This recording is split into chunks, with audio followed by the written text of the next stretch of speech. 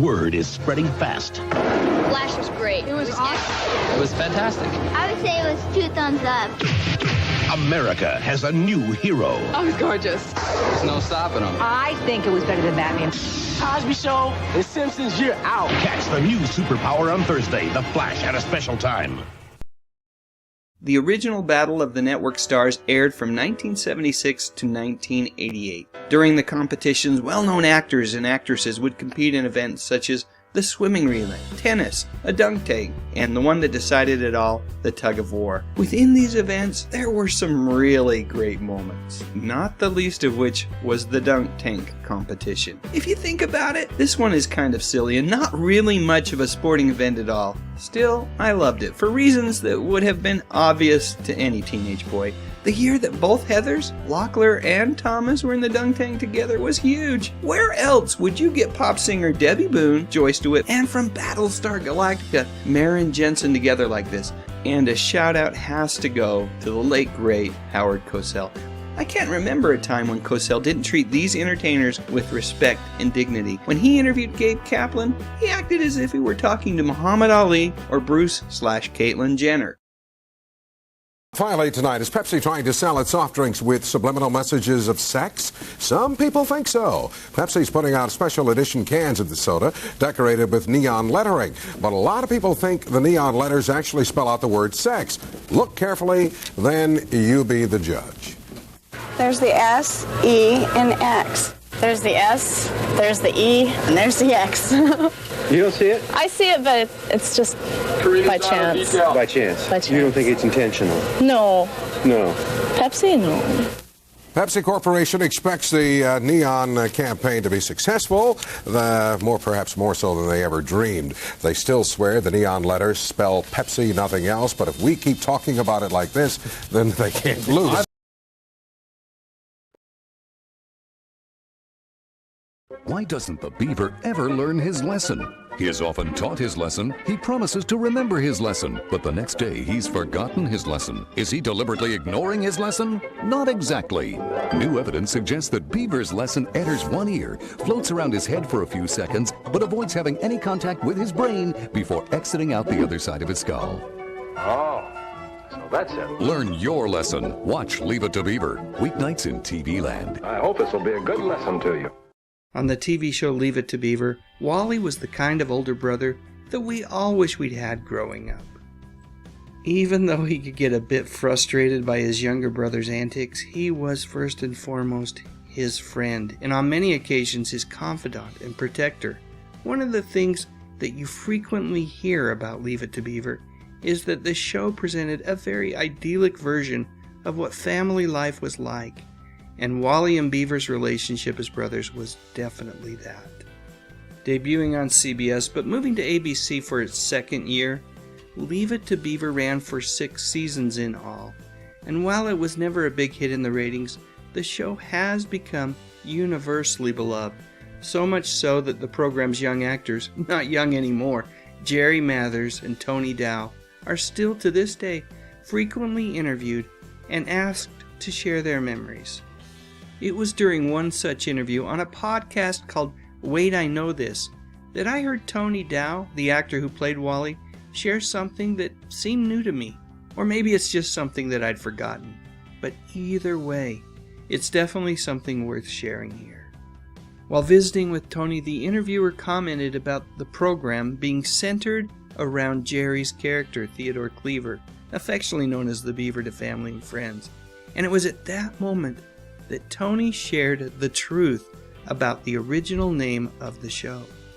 While the title for the TV pilot was called It's a Small World, Tony said that the program's name was then changed to Wally and the Beaver. However, network executives were very concerned that TV viewers might think that the show was about a boy and his pet beaver. And because of that, the show's creative team put their heads together and then came up with the name that stuck. Leave It to Beaver. It's a title that would still be with the program when it was revived during the 80s. The new Leave It to Beaver TV show that aired on Disney and TBS was also called Still the Beaver. I can't remember which network called it which, but whatever it's called, it was really great to catch up with old friends again. When Wally loses his temper, let me handle this. I've got a way with people. He and Eddie wind up behind bars. The comedy hit of the season, the new Leave It to Beaver. Today at 6:30 Eastern and tomorrow at 6:05, only on the Superstation. As years passed, the man who played Beaver's older brother discovered that he could be part of the entertainment industry and not always be in front of the camera. During the 90s, Tony directed TV shows like Harry and the Hendersons, Deep Space Nine, and that incredibly subversive and yet still loving homage to Leave It to Beaver, Get a Life, starring the one and only Chris Elliott. These days, Tony has found another very unique way to express himself creatively as a sculptor of abstract bronze figures. While Tony's works of art have been in galleries worldwide, I absolutely love that one of Tony's pieces was on display in the backyard garden of Barbara Billingsley, the late actor who played his mother on Leave It to Beaver. Hey, you know what? I've got a couple more Leave It to Beaver videos that I think you might really like. There they are. Pick one. I love both of them. You really can't go wrong. But before you do, just a quick reminder that I would appreciate it if you would consider liking this video and maybe even subscribing to my channel. But most importantly, and as always, thank you so much for watching. Ever wonder what happens when you click on that little join button and become a super fan of the channel? Well, the thing that you might notice right away is that I do my best to prioritize your comments and respond to them first. It's the very least that I can do. And if you stick around for a while, you'll probably also discover the channel member updates. These are exclusive videos that I do 2 to 3 times a month. You know, I gave away a bunch of Remind magazines during the last one. And we have exclusive live streams from time to time. Not every month, but at least a couple of times each quarter. But more than anything else, you have my total appreciation. I know it's only a couple of bucks, but it takes effort to click on that join button and express your support in that unique way.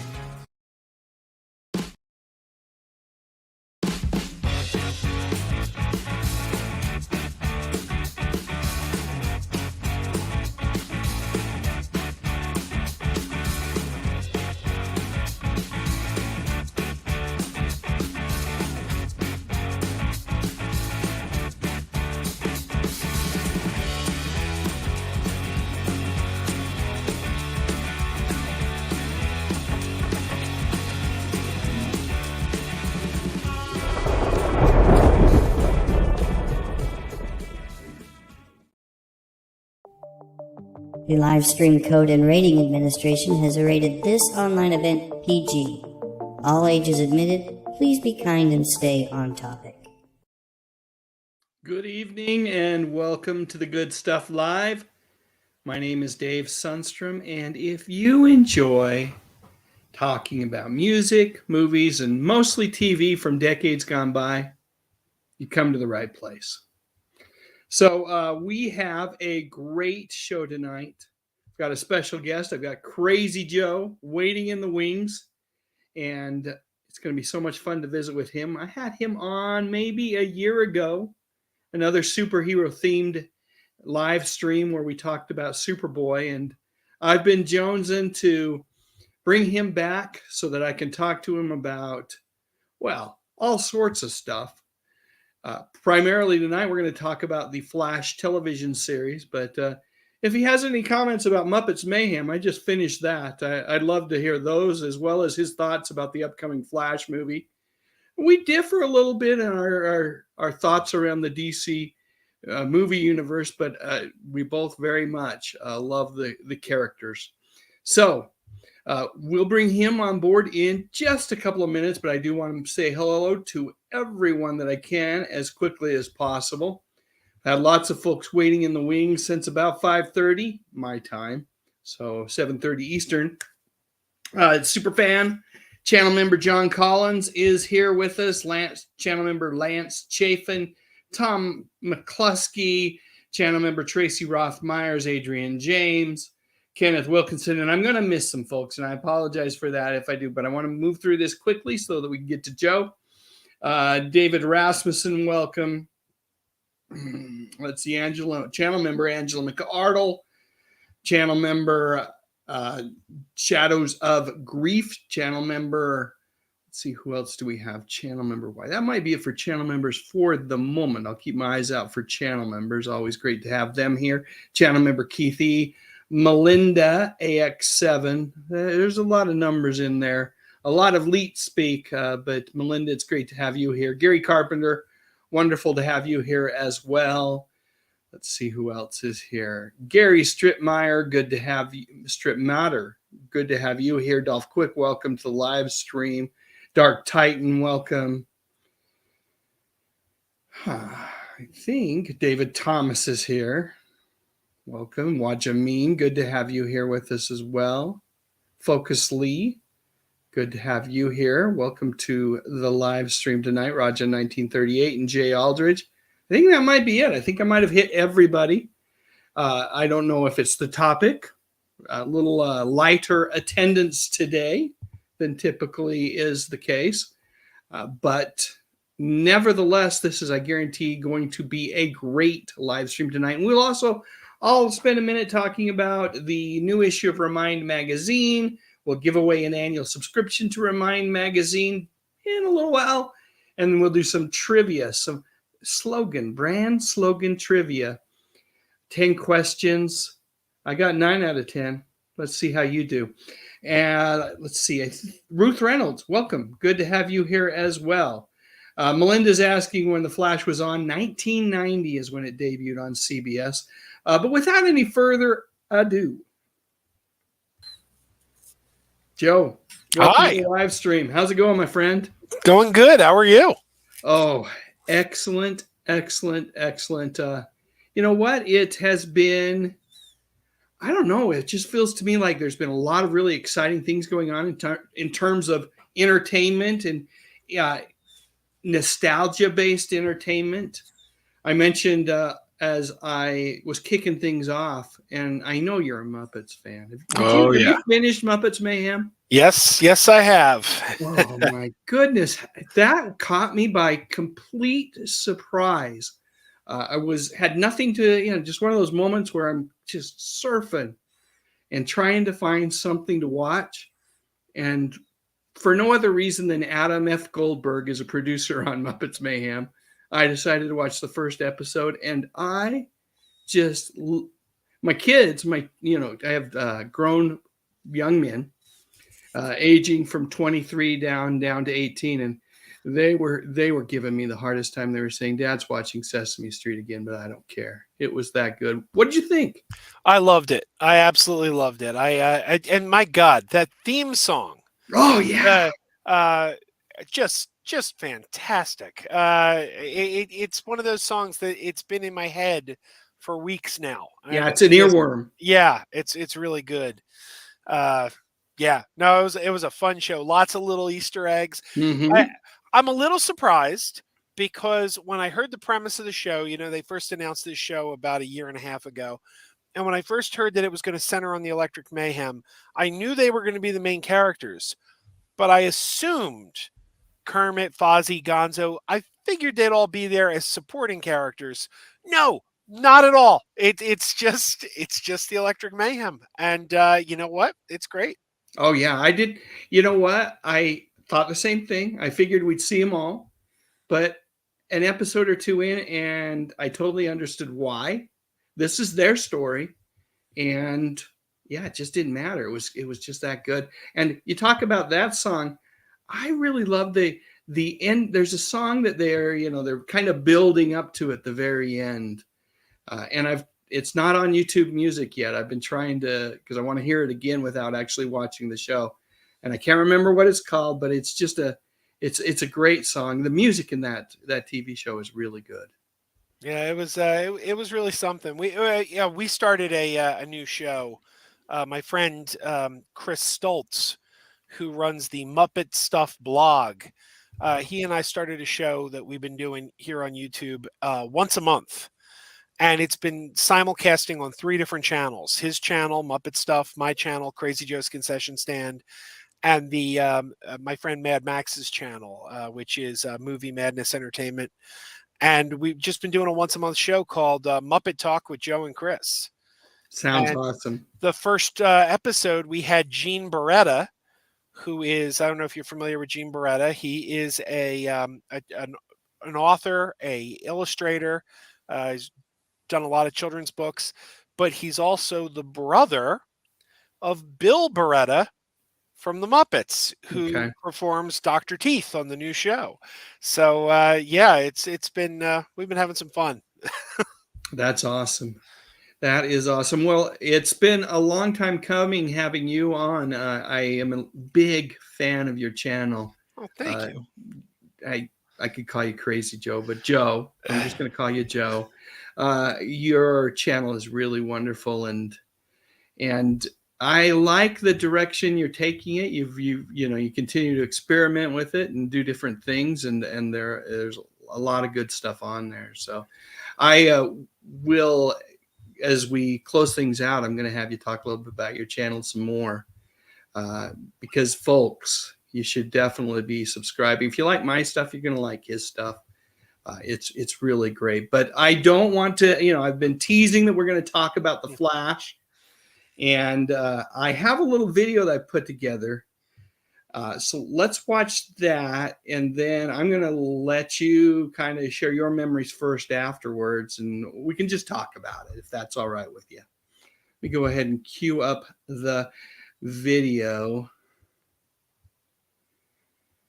And yeah, here we go.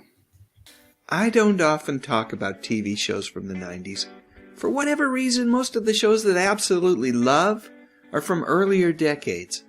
However, it feels wrong not to spend just a few minutes talking about the CBS television adaptation of The Flash that premiered in the fall of 1990. After all, I had been a big fan of the Flash comic book character since childhood. In fact, I distinctly remember bringing this comic book to school one day, way back when I was in the 3rd grade. It seemed like it would be appropriate material for our free reading time that day. Unfortunately, Mrs. Crosby disagreed and that book was confiscated. Side note, the Neil Adams artwork on the cover here is pretty darn amazing. And the Flash did make some animated appearances on one of my favorite cartoons from the 70s, the Super Friends. If I remember correctly, just one appearance during season 1, but in later seasons, when the show became the challenge of the Super Friends, the Scarlet Speedster appeared quite a bit more often. And truthfully, the less said about this television appearance by the Flash, the better. I don't even know what to say about this Hanna-Barbera live-action debacle from the late 70s.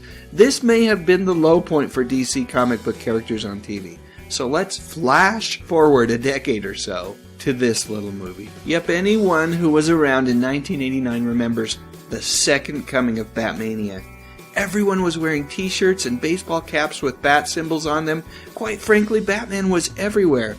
And because Tim Burton's movie starring Michael Keaton and Jack Nicholson was such a blockbuster hit, it only made sense that TV executives would start looking for ways to cash in on the momentum created by The Dark Knight.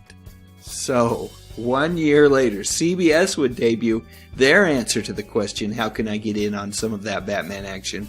I still remember picking up the fall preview issue of TV Guide that year and immediately turning to Thursday so I could read what they had to say about The Flash. It was the program that I was most excited for that year. From everything I could tell, it seemed darn encouraging.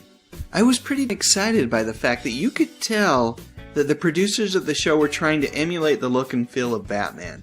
Danny Elfman, the composer of the Batman soundtrack, well, he wrote the title theme.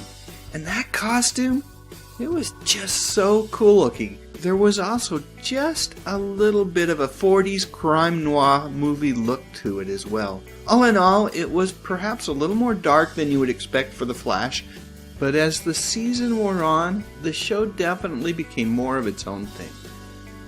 The two main characters on the show, Barry Allen, also known as The Flash, and Tina McGee, a scientist and friend who maybe, just maybe someday might be more than just a friend, were played by Jon Wesley Shipp and Amanda Pays. I didn't know much about Shipp other than he'd been on a couple of soap operas, but I remember Amanda Pays very well from her turn on the futuristic television show Max Headroom that she was in with Matt Frewer for a couple of years in the mid-'80s. Actually, Max Headroom was way more than just a TV show. The character was part of the pop culture tapestry of the mid-'80s. He appeared in commercials, movies, hosted a music video show, well, and even pitched New Coke. But by the time the 90s rolled around, Max was pretty much gone.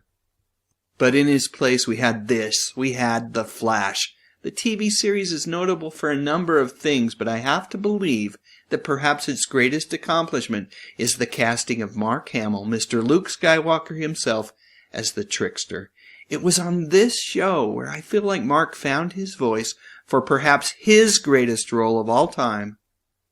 Yep, we're talking about the Joker on Batman the Animated Series. I know that Romero, Nicholson, Ledger, and Phoenix have all been great as the Clown Prince of Crime, but the animated version, as voiced by Mark Hamill, in my mind, is the truest, greatest version of the character to date. Watching those classic episodes and listening to Hamill's incredible voice work is still such a pleasure for this Batman fan. And wouldn't you know? Gonna go ahead and end it there. Gotta leave us some stuff to talk about. So, do you remember watching The Flash primetime, Joe?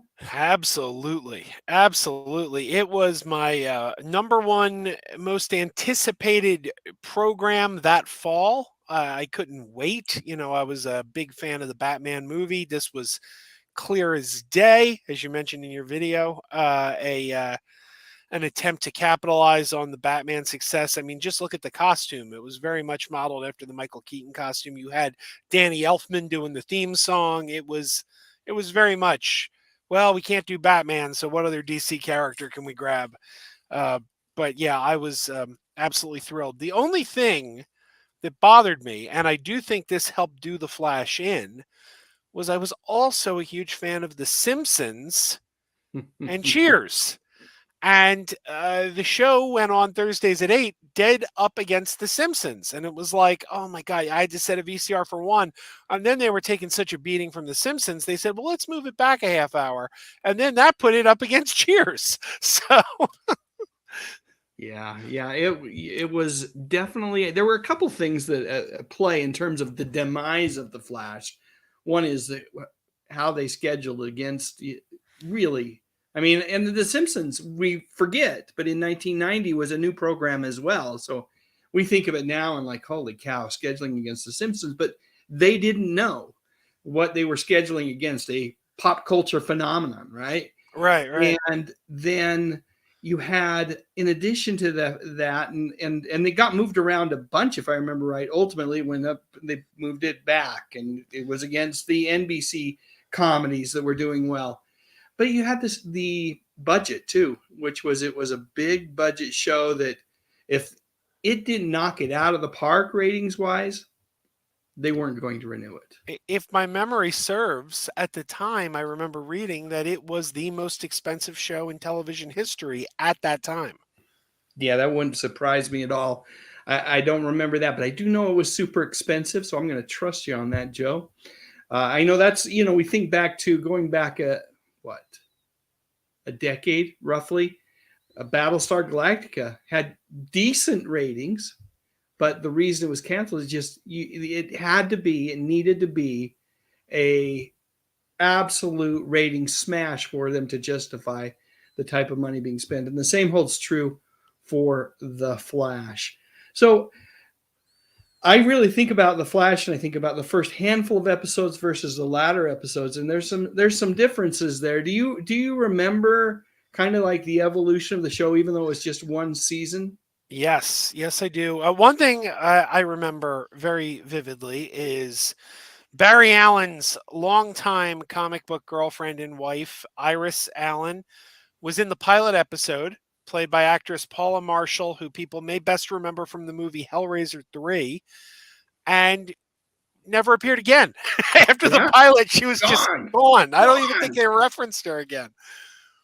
So that was a pretty big change. And also there was a change in that they started to lean more, I think, into the comic book characters on the second half. Like early on, the main villain was a like a group of bikers led by a guy named Pike, and then finally we started getting some comic book villains later in the series. That was at the behest of CBS, the network, in their infinite wisdom, because they're always so smart, said that they didn't want any of these comic booky villains, that they wanted the Flash to, fight more realistic bad guys. And we know, you and I know, Joe, that that's not what the fans want to see. And once we got, if I remember right, David Cassidy was the Mirror Master. Yep. And then, I mentioned it in the video, the bravura performance of Mark Hamill as the trickster. I had no clue. I remember sitting down to watch that first episode with the trickster in it and thinking, this is kind of lame. Just, not at the end, but at the beginning, thinking Luke Skywalker is going to be a bad guy on the Flash. And he just owned that in the other episodes that he was in. And I mentioned it in the video too. Clearly, this was the birth of the one of the greatest performances as the Joker, even though it's just a vocal performance. Mark Hamill owns that, and he's so good as the trickster. And I also think that in the last, I think it was the last appearance by the trickster, which may have been the final episode of the series, he has a hench girl named Prank. Oh, yes. Corinne Bohrer, who I had a bit of a crush on. Oh, me too. Me too. Yeah. Free Spirit. Remember Free Spirit? I remember Free Spirit very well. She's Prank, but if you watch that episode now, it's hard not to think. I think Batman the Animated Series was still a year away. It's hard not to think that the creators of Batman the Animated Series, Bruce Timm and Alan Dini, and I think it's Bruce Timm who created Harley Quinn, but there wasn't just a little bit of influence there, because she is definitely a precursor to Harley Quinn. Absolutely. Yeah. It's also worth noting, even though the show was a reboot and not a sequel series, both Mark Hamill and Corinne Bohrer came back as Trickster and Prank on the new Flash series on the CW. Right. Alternate versions, so different Earths, alternate versions of but Mark Hamill's Trickster in the CW's Flash is great as well. Kind of a Hannibal Lecter-ish kind of feller. Really good. And of course, then as long as we're talking about the CW Flash series, you had Tina McGee return. Mm-hmm. You had Julio return during the Crisis on Infinite Earths. Even I'm forgetting their names, but they were the two the two bickering cops on the show. Yes, I don't remember their names either. One of them even came back on the 2014 series. Well, and then let's not forget, perhaps the biggest of all is the 2014 series. Never forgot its roots. Never forgot that 1990 series, and cast Jon Wesley Shipp first as Henry Allen, Barry Allen's father.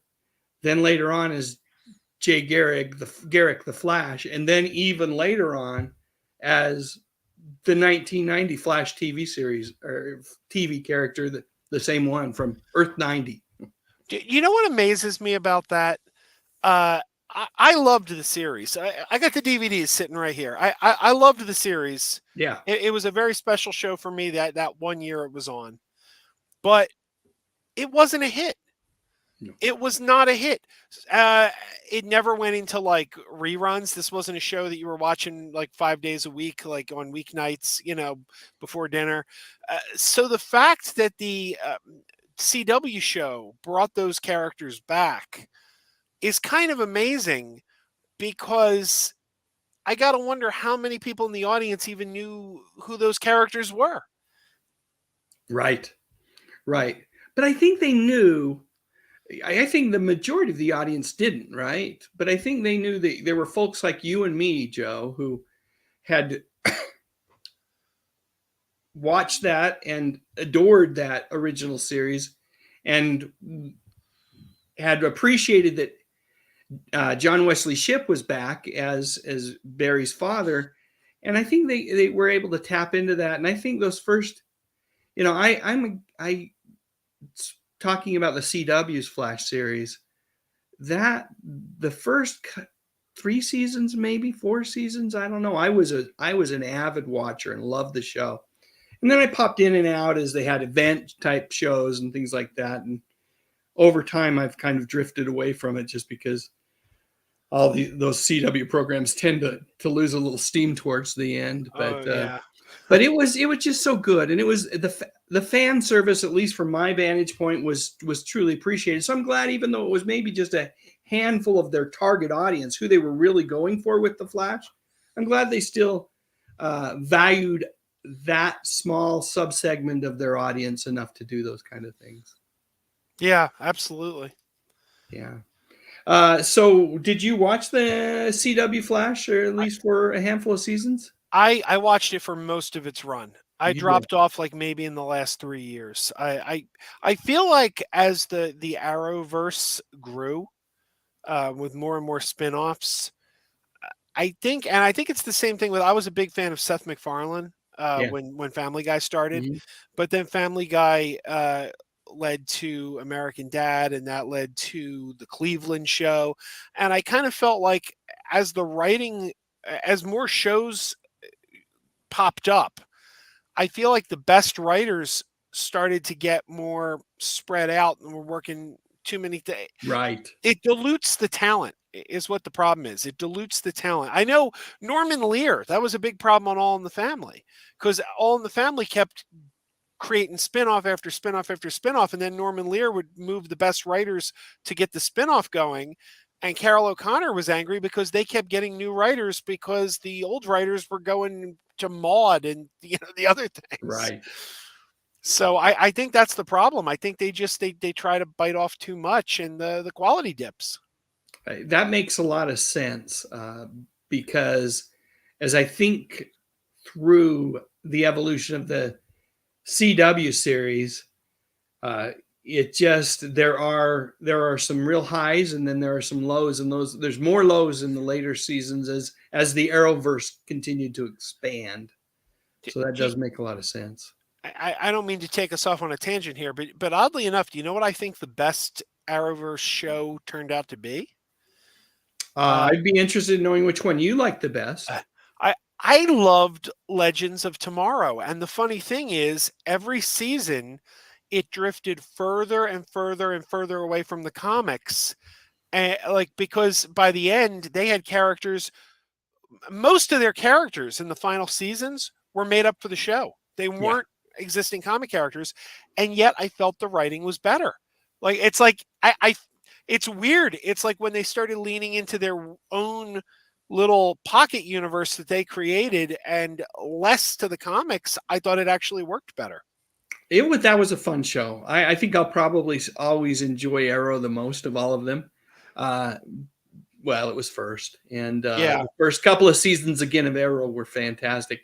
But I was when I followed almost. I think the last season I dropped off a little bit. What was the name of that giant stuffed animal? Oh man, terrorized the legend. Do you remember? Yeah, it was like Bebo or something. Bebo. Bebo was great. I love Bebo. And I think, when they lost me, and I'm sure the quality of the program didn't go downhill. I'm sure it was just as good. I was really upset when they cut Brandon Routh loose. Oh, me too. I just love that guy as an actor, and it just broke my heart that I don't think he wanted to go. And I think they just had plans for the show to go in a different direction, but I think the plan was always to revolve the cast. Yeah. So, and he had been there since he was one of the last remaining original cast members. And I think they were like, well, we're not getting rid of Sarah because she's the captain. Yeah. So somebody's got to go to keep it rotating. Right. I get why they did it, but I didn't like it either. Yeah. All right. So bringing us back to the 1990 Flash. Just final thoughts about the show. Do you think it was canceled too soon? Or do you think that this was a show that never was going to be the success that the network hoped it to be just because of the era? Well, I think they chose the wrong night. They chose Thursday. Thursday was too crowded. from Simpsons to the Cosby Show was still on in those days. Cheers. It was just too crowded of a night. Yeah. Another night of the week, maybe this show could have found an audience, but they were pretty committed to Thursday. Like they would move it a half hour one way, half hour the other, but I think towards the end of the run they moved it to Saturday. Saturday's what I remember going to. And that is just, that's the death knell. That's the end. Yeah. So if CBS could have found a better spot on the schedule, I think the show could have made it. But no. Yeah, it was really finding its legs towards the end of the season, becoming more comic-y, and which was a good thing. Becoming less dependent upon trying to look and feel like Batman, the movie. And I would have loved to seen that show run for a couple more seasons. But we got, I think, 22. I don't know. Was it 22 episodes? Something like that. Yep. I guess we just should be happy for what we have. I told you as I was teeing up this live stream and trying to coerce you to come on board, that I wanted your thoughts about the upcoming Flash movie. So here we go. I know you're not a Snyder fan, but I am not. Actually, that's not entirely true. Okay. I really like every single Zack Snyder movie I've ever seen until Man of Steel. I'm not a fan of what he did with the DC characters. Yeah. I don't like his approach to those characters at all.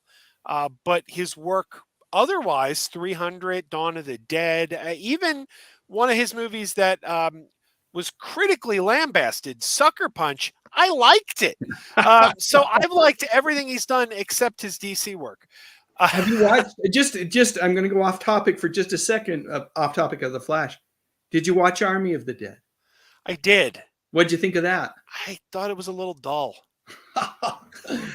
Yeah, I liked it, but I didn't think it was as good as his Dawn of the Dead. I didn't think that it was that good, but I liked it. And then there was another one, which wasn't done by Snyder, but was a spinoff of Army of the Dead that focused on the safecracker. Yeah. Right now, it was pretty good. I didn't see that one. I know Snyder produced it. Right. He may have even written it, but he didn't direct it. Yeah. So. Anyway, getting back to The Flash. It's coming up. We're 3 weeks away. Are you excited or are you not? Well, as we know, movies keep getting bounced, or movies have been the last couple of years after the aftermath of the pandemic. Movies kept having their release dates shifted. Last year, going into 2022, I put out a video, my top 10 most anticipated films of 2022. The Flash was my number one most anticipated film of that year. Then it got pushed. Yeah. It's, again, my number one most anticipated film of this year. I can't wait. I got my tickets already. I am so excited. It's written, the screenwriter who wrote it, Christina Hodson. Birds of Prey. Yes, I'm a big fan of her work. She first popped on my radar on Bumblebee, and I don't know about you, but I love Bumblebee. I hated every Transformers movie until Bumblebee, and when I walked out of Bumblebee, I said, "Who wrote this? I have to remember the name of the writer because this person managed to infuse so much heart into a Transformers film." And it was Christina Hodson, and I said, "I'm going to follow her career." Then Birds of Prey came out. And, I have a wife and 2 daughters, so I'm the only guy living in this house, which means I'm basically just an honorary girl at this point. So when I see things like Harley Quinn offering Black Canary a hair tie, being around girls 24/7, it's just like, that is such a real moment. That is such a real moment. So yeah, I'm a big fan of hers, and and then you already had me. You didn't need to add anything to the equation. You already had me. But then you're going to bring back Michael Keaton. Come on. Yeah. Yes. I'm bring it on. I want to watch this movie right now. Oh, and those that have seen it, you have to kind of beware of the pre-release buzz, because sometimes that can be staged, manufactured hype. But, it feels like those people that have seen the movie, and it's getting to be more and more. I mean, we had the Stephen King quote, which was crazy, and Tom Cruise quote, but more and more people have actually seen the film, and even those that aren't like raving about it or admiring certain elements of it, it does really feel like it's going to be a great summertime movie. Now, the only question I have is what kind of legs Into the Spider-Verse is going to have, and how is that going to impact the opening of The Flash? Because I'm going to tell you right now, Joe, if it opens the same way Shazam 2 does, my heart is literally going to be broken. I'll tell you, I think Warner Brothers has been their own worst enemy when it comes to when the pandemic happened, bad decisions were made. Yeah. A lot of bad decisions were made. And one of the worst decisions was, well, we're going to put movies on in theaters and on TV day and date. Yeah. This has really hurt the movies because a movie may open big now. And now there's like something like 40 days, 45 days, something before they move these things to streaming. Or shorter sometimes. Yeah. And it basically has killed the second week box office because people will go see the movie opening weekend. And then they'll be like, that was great. In a month, it'll be on streaming. I'll watch it again. And they wait it out. And that didn't used to be the case. It used to be people would go again and again and again. And Shazam 2, God, I adore that movie. I saw it 5 times in the theater. I love that movie so much.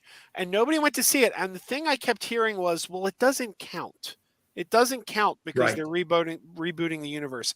And to me, that is the silliest thing I ever heard, because when you say you're not going to see a movie because it doesn't lead into the next thing, that kind of says to me you're more interested in the next thing than you are the thing you're watching. You're not taking the moment to enjoy the thing that's before your eyes.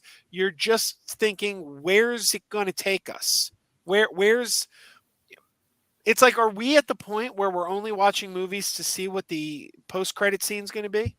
I think it's a commentary even broader than movies, Joe, which is our society, and a lot of it's created by these social media silos that we operate in. But we are all now focused on, we really struggle to enjoy the moment, whatever it is, whether it's at the movies, with family, friends, at work, whatever. We struggle to enjoy the moment, and we're always looking at what's out there, what's next. And I think social media perpetrates that. I like to blame social media for a lot of things.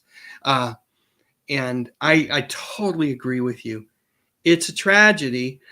I enjoyed Shazam 1 more than Shazam 2. I'm going to tell you that right now. I think there was a little more heart in it. But I still liked Shazam 2 an awful lot.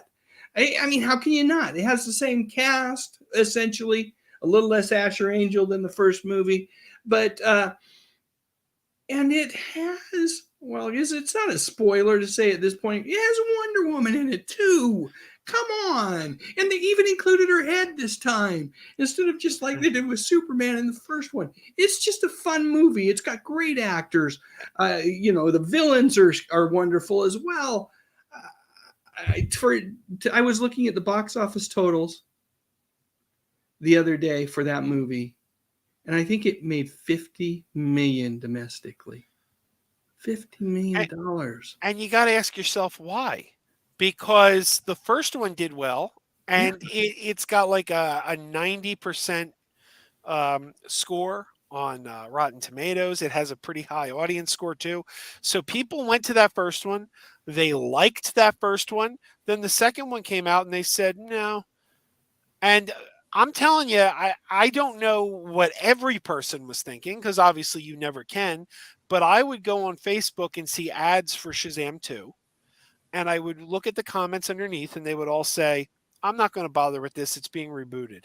Yeah. So I feel like announcing ahead of time that they were going to reboot hurt this movie. But the funny thing is, the producers said up front, this will not be rebooted if it's a hit. Yeah. So the characters can live on. Yeah, so the strange thing was it would not be rebooted had people gone to see it, and people didn't go to see it because they thought it was being rebooted. It was a weird circular logic thing. Yeah. Yeah. Folks, you know what?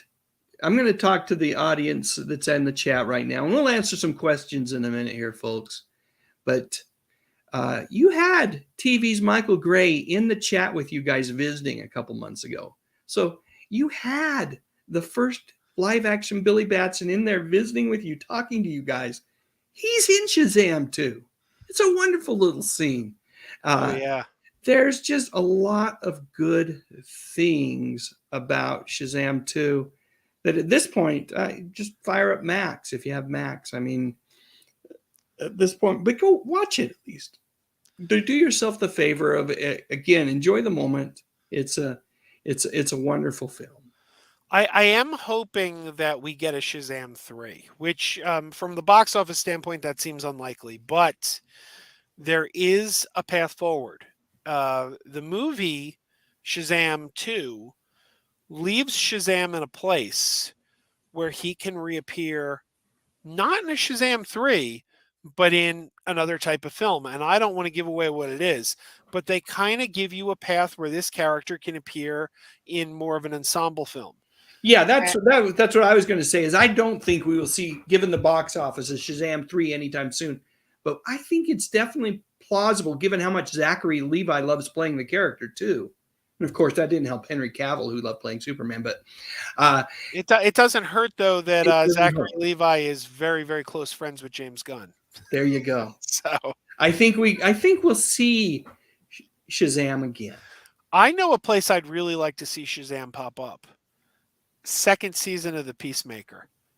I think to have a character as foul and as vulgar as the Peacemaker teamed up with a kid, an immature kid in an adult body, there's comedy that can be mined there. Yeah, for sure. For sure. Anyway, so getting back to the Flash that's coming out here in just a couple of weeks, you know how this is my top movie of the year, the one I'm most excited for the same exact reasons that you said. The Michael Keaton reemergence of Michael Keaton as Batman from the original couple of movies, the first two movies. And I've always loved everything Michael Keaton has done, really. I mean, even when he ventured on over to the Marvel Universe as the Vulture, I thought he was wonderful. And I am actually pleased to see Ben Affleck get one final swan song as another version of Bruce Wayne and Batman. I understand the opening scene, which is all Batman. The Ben Affleck Batman is pretty darn incredible and a lot of fun to watch. So we'll see. Yeah, absolutely. It's can't get here fast enough. Can't. And the word is Sasha Calle, the actress who's been cast as Supergirl. People are saying she's phenomenal. And this is her movie debut. She's never been in a movie before. People are saying she is just incredible. Yeah. Well, I know she has talked with Henry Cavill, and Henry Cavill has seen The Flash, and he just told her she was wonderful, and so we'll see. We'll see. All right, folks, we've got Joe with us. We're gonna transition here in a minute and talk about Remind Magazine and give away a subscription.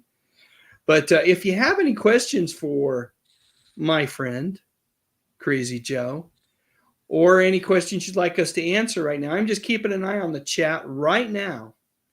And if you put a question in there, you can throw a couple of asterisks. You can put a Q in front of it. We'd be happy to spend the next 5 to 10 minutes answering your questions before we move on to something else. And Joe, I need to see what you're doing time-wise. Are you able to stick around for trivia tonight, or are you going to take off beforehand? I know you got stuff sometimes. Yeah, I think I could stick around. Cool. It'd be great. I think you're going to do well. You're going to do well on this one. Let me see if we got any questions. Any questions, folks, for us? While we're waiting, I'll throw a couple comments on the screen. Let's see. We've got Gary Carpenter has a Black Adam t-shirt, so he's a Black Adam fan. I liked it. I didn't like it as much as Shazam 2, though. I think they made a mistake separating them. He should have been a villain in Shazam. But, yeah, I agree. Are you excited for the Spider-Verse movie? Oh yeah. We've got tickets for tomorrow night. We're taking the kids. I can't wait. I got to try the Spider-Verse Whopper from. Oh, did you try it with the red bun? Yep. How was it? Not much different from the regular Whopper, but I enjoyed it. Well, so you couldn't taste the beet juice that they put in that Whopper bun to. It had Swiss cheese instead of regular. So that's right. I'd heard that. Yeah, it was good. Let's see. Jay Aldridge says he's looking forward to the new Transformers. I'm not. I'll probably eventually see it, but that's like you. Bumblebee was a nice surprise for me because I've never really loved the Transformers movies all that much. How about you? See, I'm very excited about this one because it's picking up after Bumblebee. They've basically rebooted. Bumblebee is now the first movie. They're kind of ignoring the others. And I always say, if there's one mantra, if there's the Krazy Joe mantra that I want to be associated with, I want to be known for saying repeatedly, good filmmakers make good movies. Because people always go on about a franchise and go, well, I didn't like this one. And I'm always like, yeah, but who was the filmmaker? Right. Who made that movie? Because the first 5 were all made by Michael Bay. Yeah. Same guy made all 5 of them. But as soon as Michael Bay walked away and Travis Knight came in for Bumblebee, it was good. And this one is being done by, I can't remember his name, Stephen Campbell, I think is the guy who made Creed 2. And I liked Creed 2. So I'm like, okay, I feel like this is in pretty good hands. We'll see how it goes. Maybe it won't work. Maybe it will. We will see. I'll eventually see it. And that one isn't one that I'll see on opening week, though. But we'll see. Melissa Foster says Ben Affleck makes a pretty good Batman. Excited to see Michael Keaton back as Batman. Yeah, my thoughts. I'm a little disappointed that we got cheated some Keaton. Yeah, are you talking about Batgirl? Yeah, I really wanted to see Batgirl. You know, I don't understand the WB at all and David Zaslav and his actions. I like the actress who was playing Batgirl. She was in a movie called In the Heights that I really enjoyed. I love Brendan Fraser, and he says that he loved being Firefly, the villain in that show. I can't understand how a tax write-off, how the accounting of that works. But yeah, I'm bummed too. I know Keaton was a cameo essentially in that one, but it still would have been great to see. I'll tell you this though, I own a bootleg copy of the Roger Corman Fantastic Four movie, and I own a bootleg copy of the 1997 Justice League TV pilot. So these things do leak, and I'm waiting for the day when I'm at a convention and I see somebody with a copy of Batgirl on her table. Well, when that day happens, you need to let me know because I'll be on a plane over to your house to watch it with you because I would love to see it. I don't see any questions for us, so we'll do this then. I see one. Moonstrom asks The Flash versus Clubber Lang. Who wins? Oh, okay. There it is. There it is. Well, obviously Clubber. Yeah, obviously Clubber Lang. Obviously, he will fight any man who tries to take what's his. Is the question? See, if the question was who's more badass, I go Clubber Lang. I just think the speed element of the Flash is going to ultimately allow him to wear down Clubber Lang. But who is more badass without a doubt? Clubber Lang. All right. Any other questions here? I don't see them. I do want to put this comment on the screen. The Batgirl movie will see the light of day eventually. Raja, 1938, I'm hoping that they will. He says if they could bring out the Snyder cut of the Justice League. Well, different situations, but I see how you're connecting that, and hopefully you're right. Dolph Quick's pointing out your green screen. Your arms, you keep losing limbs, but that's okay. That's scary. All right. Angel McArdle says Clubberling as well. And Raja 1938 says, I pity the Flash. And I guess, you didn't ask which Flash, too. Because, I mean, if it's Ezra Miller's Flash, I don't know. He doesn't seem all that tough. We'll see after watching the new movie. But the Jon Wesley Shipp's Flash was pretty burly. So, I don't know. It just all depends. Speaking of, I put in the description, I think, of this video, of this live stream, that we were going to be talking about the first live-action Flash. And that's actually very incorrect. I felt like I need to give props due where props are due. And it's not the Justice League's. It's Challenge of the Super Friends, or Legends of the Superheroes, excuse me, or Challenge of the Superheroes. Let me bring that back on the screen. A guy named Rod, I don't even know how to pronounce his last name, maybe Haas or Hayes, played Flash in that, along with Adam West and Burt Ward reprising their roles as Batman and Robin. Did you ever see the 1997 Justice League pilot? I did. Where the Flash was a mailman who got fired because he delivered the mail too fast? Absolutely horrible. I'm sorry. Did you like it? It's truly terrible. Yeah, it's really bad. And they don't have any. I mean, they have Major Winchester as Martian Manhunter. That's just the casting of that's a little. And then all the rest of the actors are no names, but. And Miguel Ferrer is the villain, weather wizard. The weather, but didn't they call him the Weather Man though? I think they called him. They might have. It was really bad. Yeah, it boggles my mind that networks don't get how to make a good superhero show. The CW's done a better job over the last decade or so, but that was bad. That was rough. Let's see real quick. Let me go back over to the comments one more time. I think we're good. Okay, so let's do this. I'm going to play a quick video of talking about Remind Magazine. And you know what? Even before I do that, let me just quickly. These guys, month after month, let me give away an annual subscription. So I feel like I need to say a few kind words about them. This month's issue, the June issue, is all about brand endorsements and product placement.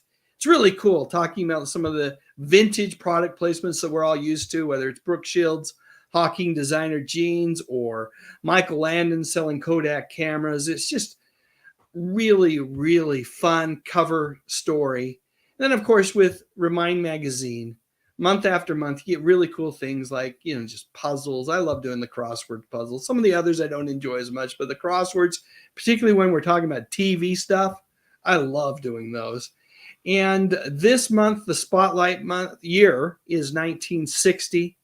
It's just so much fun to read about what was going on in 1960, whether it's how much people made as an annual income or who was president, or in this case, looking at the TV shows that premiered in 1960, like My Three Sons, The Flintstones, or The Andy Griffith Show. It's so much fun to kind of take a trip back in time. And what else did they have in this month's issue? Oh, they got the trivia. We're going to do this trivia in just a little bit. But there's something I haven't talked about in the past, which is, suppose there's a vintage TV show that you want to watch, but you don't know where to go to watch it. They have a section in there where you can say, okay, let me see. I want to watch The Waltons. Looking in at that, it's on MeTV, and it is also streaming on Freevee. So that's kind of cool that it's just filled with things like that. So let's do this. Let me go ahead and share a screen and give you guys a hashtag to put in the chat. And Joe, if you want to put it in the chat, you're more than welcome to as well. Let me go ahead and share that screen.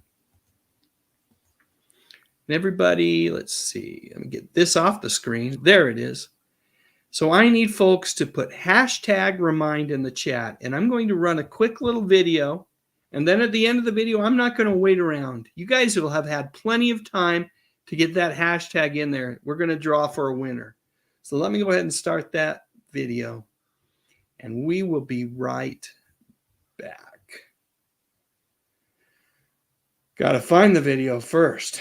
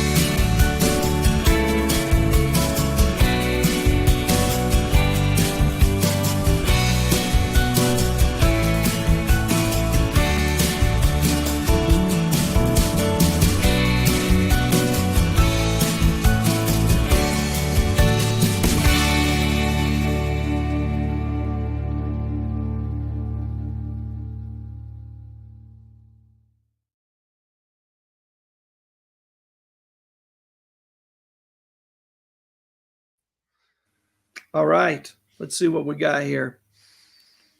Bring this up to full screen here. We've got 17 entries. Tonight's kind of a good night to be in the drawing, folks.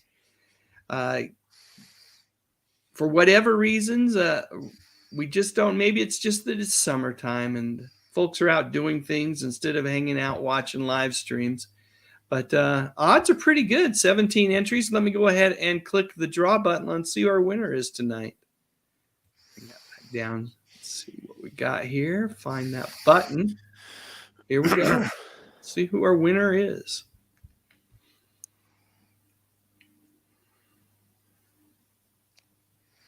Wajamin. Great. That is awesome. Excited for you. Wajamin. He's a frequent, or they are a frequent participant during the live streams. And it's always fun to see folks that have been around, hanging out, win the subscription. So here's what I need from you, Waj. I need you to, let me go ahead and pull this up.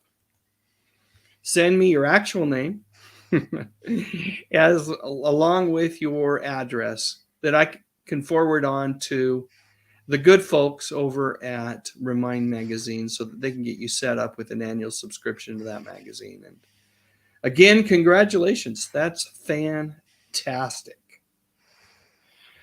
All right. Normally this time I would be moving into some commercials, but you know what? I feel like let's just go right into the trivia tonight. And then afterwards, I've got a handful of videos that I'll play for folks who want to stick around and chat. And we'll play some commercials then if you want to watch some vintage commercials. But let me take this off the screen. And let's bring this on. Here we go. So, I love your background, by the way, Joe. That's fantastic. The Hall of Justice. My all-time favorite Saturday morning kids show or cartoon show, The Super Friends. So the question is what are you going to be tonight? As you answer these questions, are you going to be a limpet or are you going to be heroic like the Flash? I will tell you that I was like the Flash in 9 of 10 of these. So that's what you guys are all shooting for is, well, you're going to best me. And I will tell you also that I didn't think these are too darn hard. So let's see how everybody does. We'll do 3. I'll check scores. We'll do 3 more. I'll check scores. And we'll do 4, finish up, and we'll get final scores. And we'll call it an evening. But let me go to the first one here. First one. First slogan. It's finger licking good. Don't say your answer, Joe. At least not yet. We're going to let folks put their answers in the chat or write them down or just lock them in their noggins. I'm going to give everybody, typically I'm going to give folks about 30 seconds. I don't know. We've been 15 seconds in already. So this one I'm not going to give 30 seconds to, but I'll put the timer on the screen. And we'll give everybody about 15 seconds before I'm going to ask you, Joe, to give me what you think the correct answer is. And then we'll move on to number 2. All right. They're all kind of like this one, by the way, in level of difficulty. So what do you think that slogan is for, Joe? That is C, Kentucky Fried Chicken. Correct. And you are as heroic as the Flash with your answer there, my friend. Moving on to number 2. A little harder, but I don't know how much harder. You're soaking in it. Is it A, Dawn, B, Palmolive, C, Ajax, or D, Borax? So we'll give folks about 20-ish more seconds, and then we'll get your answer, Joe. This one I had to think about for a minute. I knew what the product was, so that kind of helped a little bit, but then had to think a little bit more before I was able to get this one. Take this off the screen. And what is your answer, Joe? B, Palmolive. Again. Softens hands while you do dishes. Flash. Yeah, you remember those commercials where they're dipping their hand in the dish soap? Why? I don't know why they would be doing that, but they were. Okay. 3, have it your way. This one should not be hard for you given our conversation, Joe. Is it A, Burger King, B, McDonald's, C, Wendy's, or D, Burger Chef? Timer is running. This will be the last one before I check everybody's scores. Again, have it your way is the slogan. Your choices are A, Burger King, B, McDonald's, C, Wendy's, or D, Burger Chef. We don't have any Burger Chefs in our neck of the woods. How about you, Joe? Yeah, I'm not familiar with Burger Chef. I've seen some commercials from the 70s with Burger Chef, but I got to think it was like, I know you're in Philadelphia, but it's got to be back either Midwest or East because there never were any of out here in the West. What's the answer? A, Burger King. Correct. You had it your way. Which is odd because they always screw up my order, which is so it's like you said I could have it my way, but you didn't make it my way. Lip service. Buggers. All right, let's see what scores are, folks. I'm going to go over here and start looking at scores. Channel member Angela McArdle's 3 of 3. Channel member Tracy Roth-Myers is 3 of 3. Channel member John Collins. You had a super chat. I didn't even see it. Oh, my gosh. Hang on one second. We're pausing right here. I'm pausing right here. Is there a super chat? Oh, my goodness. Look at this. I got to stop here. John Collins says, Tracy's new YouTube channel is going to become large and so popular. Everybody should join me on the ground floor of subscribing to her channel. I have already joined you, John. Yes, it's exciting to see some of our community members start their own channels, and I'm certainly excited for her. So thank you for the super chat as well, John. Your support is appreciated. And I made a brand new super chat thank you video. So, and no, it isn't Lawrence Welk. Everybody can rest easy. It's all about the Flash. So here we go. Let me find that.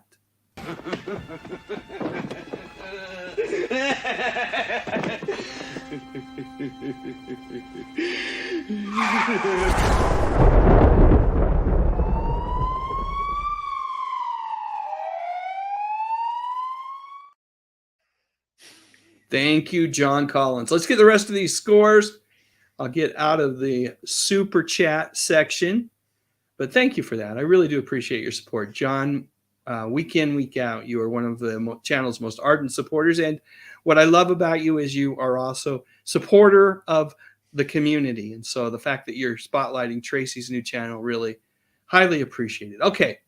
And that channel, by the way, is called Tracy's Fractured History and More. Okay, Melissa Foster's 3 of 3. Dolph Quick's 3 of 3. Channel member Sean Innes.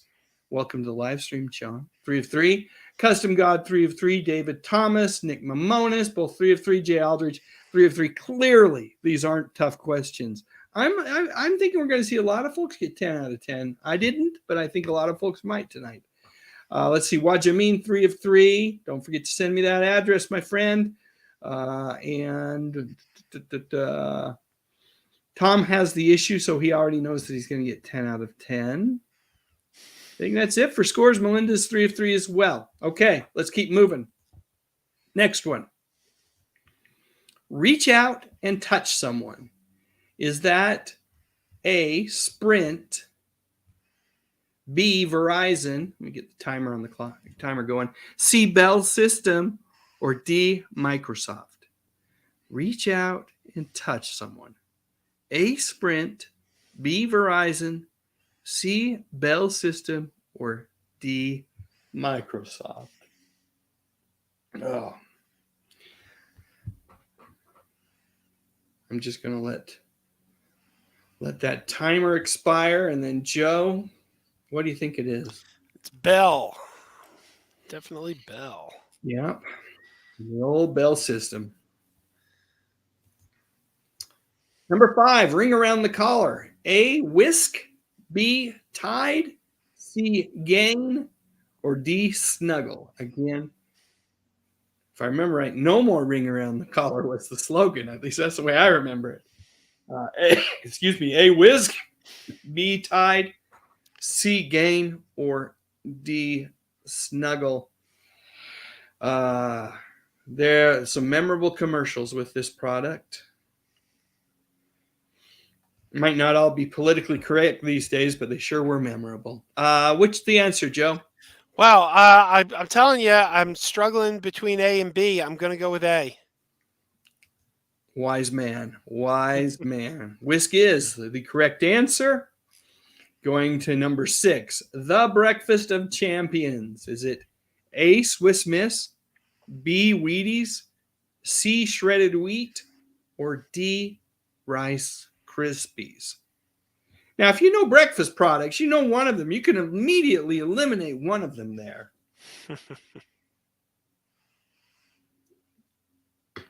Then you just have to figure out the 3, but I think this is a pretty easy one as well. Anyone that's familiar with cereal boxes and all that kind of stuff. What's the answer, Joe? That is Wheaties. Correct. Oh, we're not going to do that one yet. Let me get scores from folks. You want to put your score on the screen? You got the answer showing. Oh, no. I do, don't I? What did I click just 2? Oh, I just lost it. I'm going to have to audibly give that one.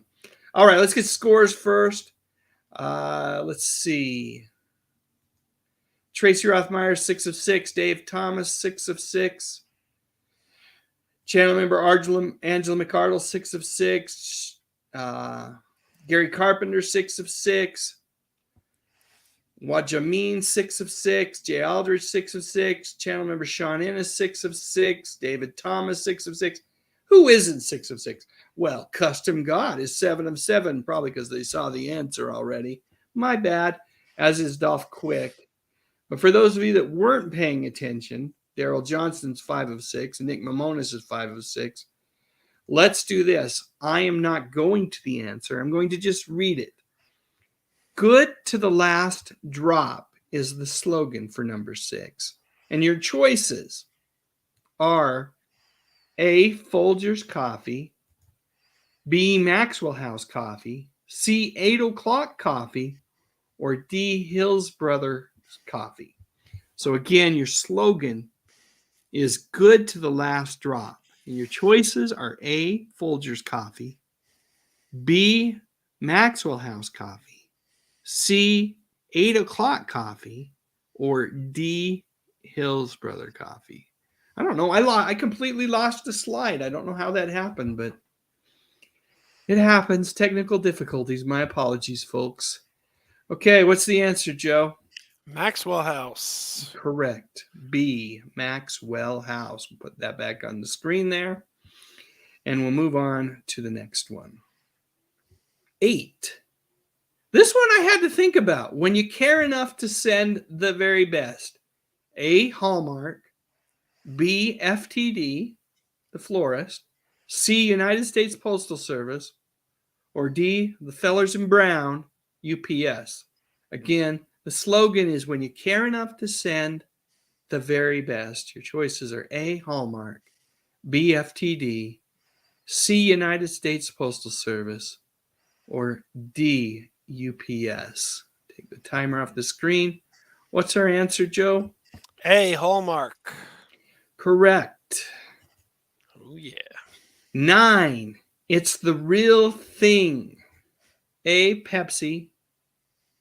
B, Dr. Pepper. C, Coca-Cola. Or D, 7-Up.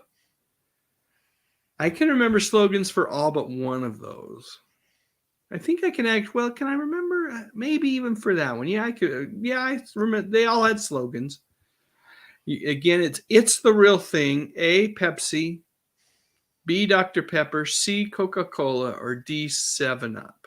What do you think, Joe? Well, I prefer the choice of a new generation, A, but that's not the answer. The answer is C. You're Pepsi guy, huh? Yeah, definitely.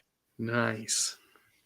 There was a dark period in my life where I went Diet Pepsi for quite a while, but you see, I can't stand Diet Pepsi. Like I'll drink Diet.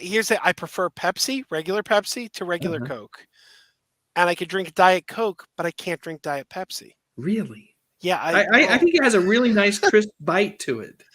But I like Pepsi Zero Sugar quite a bit, though. Yeah. All right, last one. Coca-Cola was the correct answer. Last one. I missed this one. I was doing so well. The slogan is because you're worth it. A, Clairol.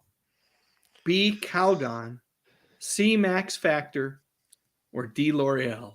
It just goes to show, when it comes to perfumes and products like this, I pay zero attention to. Everything else I paid attention to watching commercials growing up, but this one I did not. Because you're worth it is the slogan.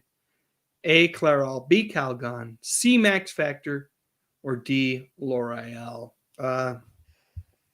Joe, did you pay better attention to those commercials than I did? I'm not confident with this one, but I'm going to say L'Oreal. 10 out of 10, my friend. You are you are not a limpet. You are not a limpet in any way. You are a flash. So, folks, tell me how you did. Let me go into the comments here, and we'll take a look. See what the final scores are. As a Star Trek fan, I would have been happy if my score was 7 of 9. By the way, I was reading earlier today as I was kind of trying to brush up on the Flash, since I have the DVD set as well, but I did not crack them open like I thought I was going to prepare for this. And so I went and did a little reading, and I did not realize Jerry Ryan made a guest appearance on The Flash. Do you remember that? I don't remember that either. I'm going to have to. Crosby was on there. Bill Mumy was on there. There were a lot of folks on that show. One episode, we didn't talk about this, but one episode that I really loved, and actually there was a follow-up episode. Jason Bernard, the late Jason Bernard, played a character named Nightshade, who was a hero from the 40s, who was retired, and he was clearly based on Sandman, the Wesley Dodd Sandman. Yes. Yes, and Jason Bernard's so good. Another great actor. David Thomas, 10 of 10. Watch a Mean, 9 of 10. Channel member Tracy Roth Myers, 9 of 10. Jay Aldridge, 10 of 10. Channel member Angela McCardle, 10 of 10. Dolph Quick, 9 of 10. Raja, 1938, 10 of 10. Melissa Foster, 9 of 10. Daryl Johnston, 8 of 10. Channel member Sean Ennis. Yeah, that last one was just a tough one, I thought. Kudos to Joe for getting that one, and to all of you that did. Sean Ennis, 9 of 10. Dark Titan, 10 of 10. Nick Mamonis, 8 of 10. Gary Carpenter, 8 of 10. Channel member John Collins, 7 of 10. Referencing my latest video, if you haven't watched it, on Susan Anton, who was in the late 70s, early 80s, was just everywhere. Dated Sylvester Stallone, dated Dudley Moore, and was in Cannonball Run 2. Before the late 80s, early 90s, she just kind of went off and went where faded into entertainment, whatever you want to call it, the sunset. Never really, she continued to find work and entertain and made a home in Las Vegas, but a lot of folks don't know what happened to her. And so if you're curious, I'd encourage you to watch the video. I'd also encourage you to watch the video that I made on the new Matlock reboot. I'm still scratching my head on this one, Joe. I'm a big Matlock fan, and it appears that the only connection to the old Matlock TV show is simply that the new character is a lawyer, but she remembers the Matlock TV show, so she's not in any way related to Matlock. From what I understand, and I didn't watch the show, but from what I understand, that's the exact same thing that happened with the Doogie Howser reboot, which was called Doogie. Oh, the Disney show. It was a Hawaiian last name. I can't remember, but it's a young Hawaiian girl. And somebody I know who watched it said that on the show, Doogie Howser was a show. And because she was a 16-year-old doctor, they called her Doogie because she was like the character on the TV show. There you go. That's pretty much the connection we've got with the new Matlock as well. Kathy Bates is a great actress. I just think they might have better served her calling it something else. Let's see. Dave Rasmussen was 9 of 10. Melinda got 10 out of 20. Sweet. Excellent. She says should be 10 out of 10. Okay. All right. I think we've got everybody's score. David Rasmussen says, thanks for telling me about Thresh Pondo. You're very welcome. Now I'm going to tell you about another guy who is fantastic. His name is Krazy Joe. Let me bring him back on here. And let me bring up just for a second, Joe. I think I grabbed a screenshot. Your latest batch of videos. Tell us a little bit about your channel. Well, I have 2 channels now. I think since I last was on, I rebranded. I used to have one channel called Mega Podtastic. Yes. Which was not a good name. It was not a good. There's a whole story behind that name. Yeah, the folks over at Toho don't like you using that. Yeah, well, I was initially Mega Podzilla, and it was a podcast, and then Toho got in touch with me and said I was infringing on the Godzilla copyright. So we wanted something because we'd been doing a podcast for 9 years, and we were like, well, we don't want to change the name too much because we've kind of built an audience. So we changed to Mega Podtastic, which was a total compromise of a name, and I never was happy with it. And then as the podcast ended and we started going full YouTube, pod was referenced to a podcast. We weren't doing a podcast anymore. And I thought something's got to change. So I kind of got out of movie talk. I said, I'm not going to do movie talk anymore. Krazy Joe Adventures. It's just going to be a channel where I go out and do stuff. Because most of my channel, the old videos, movie talk, were shot here in my basement. And I kind of pitched this as getting out of the basement. We're getting out. We're doing things. That's the idea. And this is the channel that I'm most enthused about. This is where my heart lies. But people kept saying to me, no, we miss movie talk. We want movie talk. So now I have a second channel called Krazy Joe's Concession Stand, and that's where you'll find the movie talk. But I do consider Krazy Joe Adventures to be the main channel. That's the one where most of my enthusiasm honestly lies. So I haven't watched it yet, but I can't wait to watch I went to an old Pizza Hut and actually ate inside. That, I have fond memories of dining in at Pizza Hut. And I don't think my boys, I don't think they've ever dined in a Pizza Hut. They don't know what that experience was like. Well, it's funny because apparently it's very regional, because here in Philadelphia, they're few and far between. Like I had to drive over an hour to find that place. So the idea of going and sitting down and eating inside a Pizza Hut is so unusual now, because all the Pizza Huts in this area are takeout only. But I've had some friends who are like in the Midwest reach out to me and go, "So you ate in a Pizza Hut? What's the big deal? You can do that any day of the week." So apparently in some areas in the Midwest, the eat-in Pizza Hut is still fairly common. Wow. Not in the Philly area. I can tell you Not that where much. I'm at either. There's a lot of places where you can go and pick up a Pizza Hut pizza or have it delivered, but the dine-in experience has pretty much disappeared in my neck of the woods as well, which is, I'm just glad you were able to find one. I'd drive an hour to go do it. What? It's a spoiler, but go ahead and spoil it for me. I'll still watch the video. Did you love it?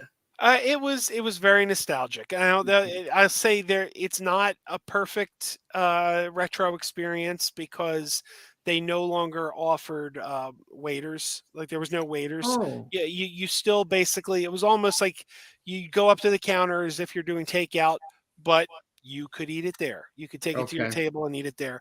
So it's not exactly like we had in the 80s. And in the video, I kind of take you around and show you like, this is where the Miss Pac-Man cocktail machine would have been back in the day. And, so it was fun. So let's, community, let's go over to that. I've got Joe's Krazy Joe Adventures link in the description section of this video, of this live stream. When we're done here, let's all click on that and let's go watch that video. Let's go. And if you enjoyed that video, and I really mean this, folks, if you don't think you're going to like Joe's stuff, don't subscribe. It doesn't help him. It does not help to subscribe to a channel if you don't plan on watching the videos. As a matter of fact, it's harmful. But if you like his videos, and if those are the kind of things you enjoy doing the same way that I enjoy watching his videos, then I'd encourage you to subscribe to his channel. All right, my friend, 3 weeks away, 2.5 weeks away.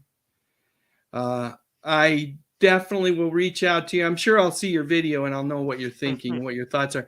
I'm a little bit surprised. I got to say that you're a guy that's somewhat connected to the industry. I mean, you get videos sent to you. I'm surprised that, and maybe this just again says a lot about Warner Brothers and how crappy they are right now. But I'm surprised you didn't sneak your way into one of those early previews of The Flash. They sent me an invite.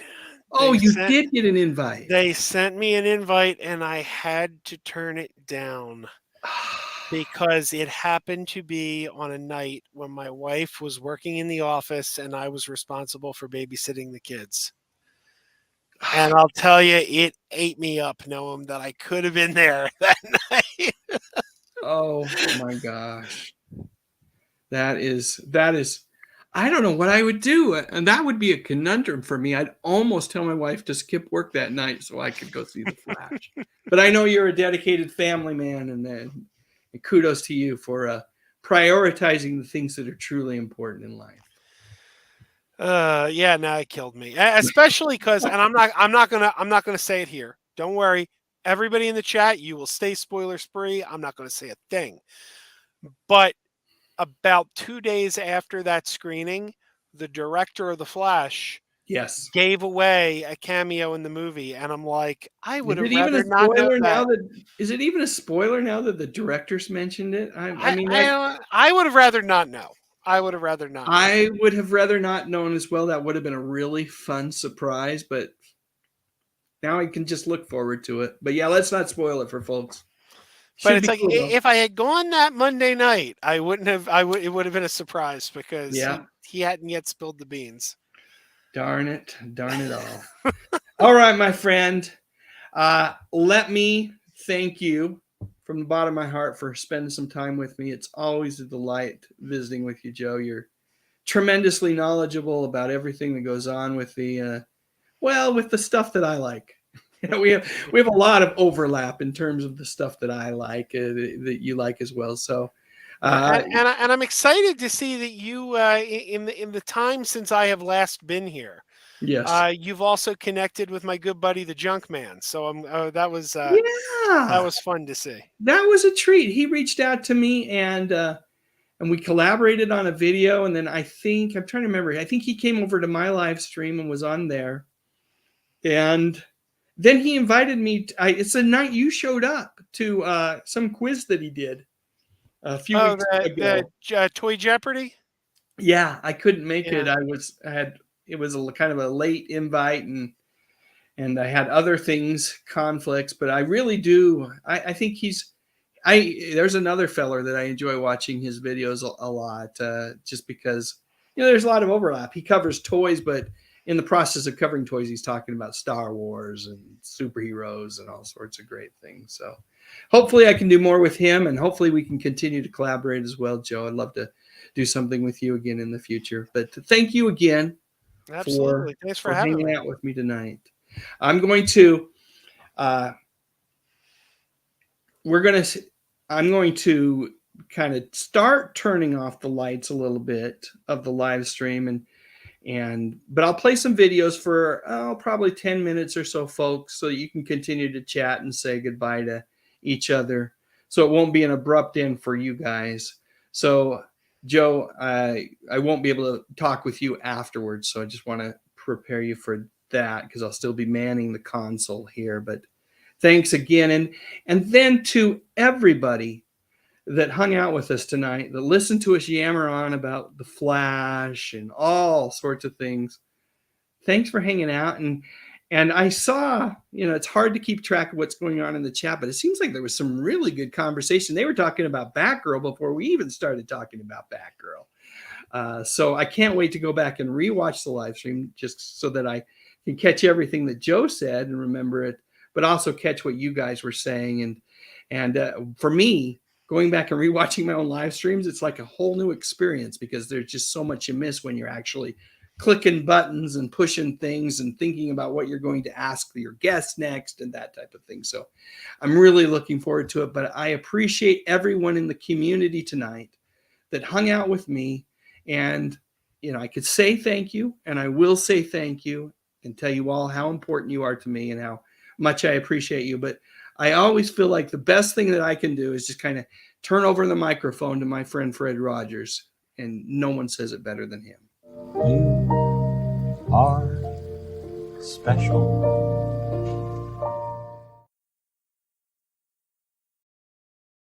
All right. Thanks, everybody. Appreciate all your support. Thanks again, Joe. You're awesome. We'll talk again soon. Dave, can I leave you with a little riddle before we sign off? You better. Why is Jon Wesley Shipp like a popular 1990s rock band? I'm going to look into the chat to see if anyone can help me with this. Why is Jon Wesley Shipp like a popular 1990s rock band? Oh, yeah. Anyone? It's so dumb. I have a feeling it's going to be a good dad joke. All right, let's hear it. No one's offering up a... Because he's better than Ezra. And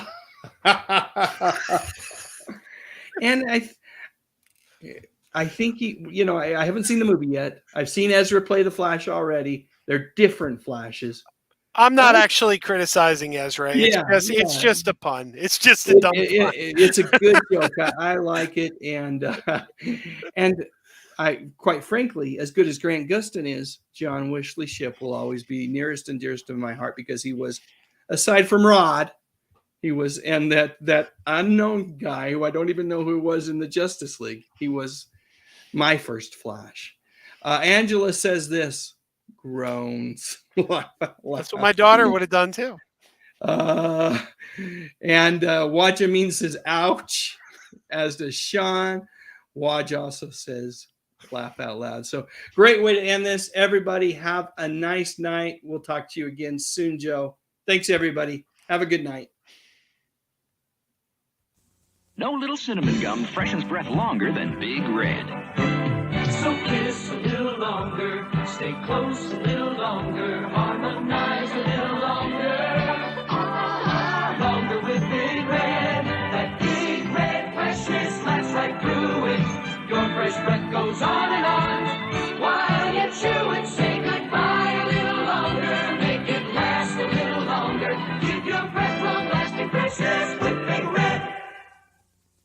Saturday. The subject is teen porn. T.J. Hooker wants the man behind the films, behind bars. Then, the Love Boat's under attack by a bunch of practical jokers. And it's the nurse's night out when a secret admirer treats them to Fantasy Island. Tomorrow.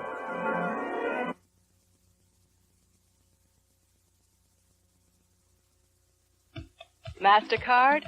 I'm starved.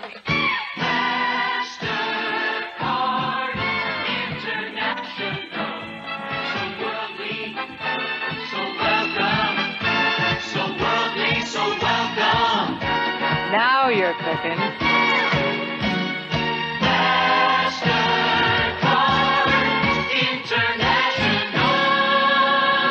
Make the world your oyster. I met him at McDonald's store. I knew right then I'd fall for him. We get the picture. The leader of the pack. McDonald's Great Big Mac. He was fresh off the grill, pure and lean. A 7-story stack. We know what you mean. I fell for him the day we met. We'll be together forever.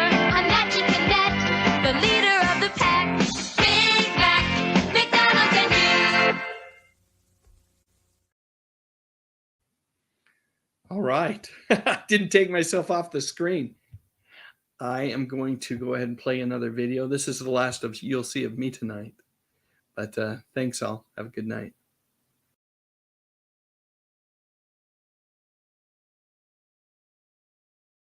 I'd like to build the world a home and furnish it with love. Grow apple trees and honey bees and snow white turtle doves. I'd like to teach the world to sing in perfect harmony.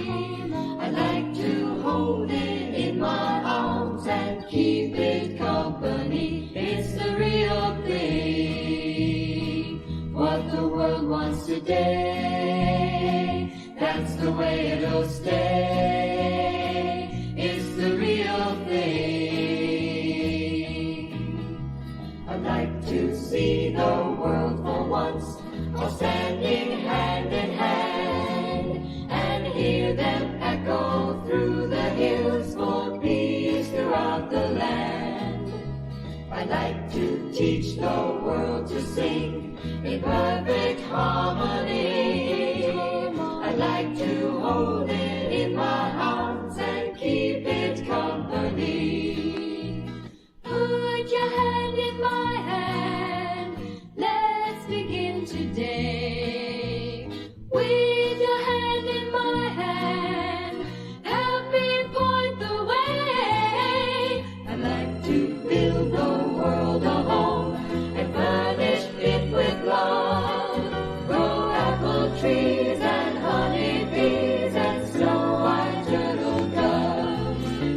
I'd like to teach the world to sing in perfect harmony.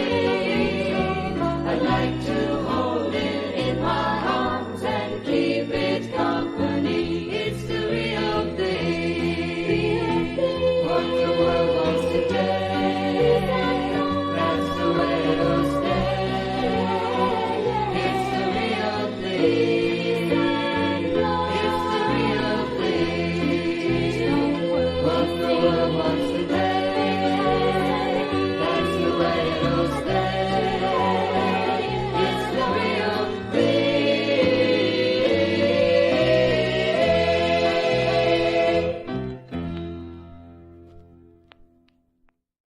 When you hear the name Barbara Eden, it's hard not to think about her role as the hilarious and beautiful Jeannie. Created by best-selling author Sidney Sheldon, I Dream of Jeannie cast Barbara as a 2,000-year-old Jeannie and the future J.R. Ewing, Larry Hagman, as an astronaut who becomes her master with whom she falls head over heels in love. It originally aired on NBC and ran for 139 episodes throughout 5 seasons. It was NBC's answer to Bewitched, which ran on the competing ABC television network. At that time, American audiences were looking for escapist fare, anything to take their minds off the tumultuous events that were taking place in the world around them. I Dream of Jeannie and Bewitched did that. They were light-hearted shows, the characters were kind and good, and although chaos often ensued, there was always a happy ending.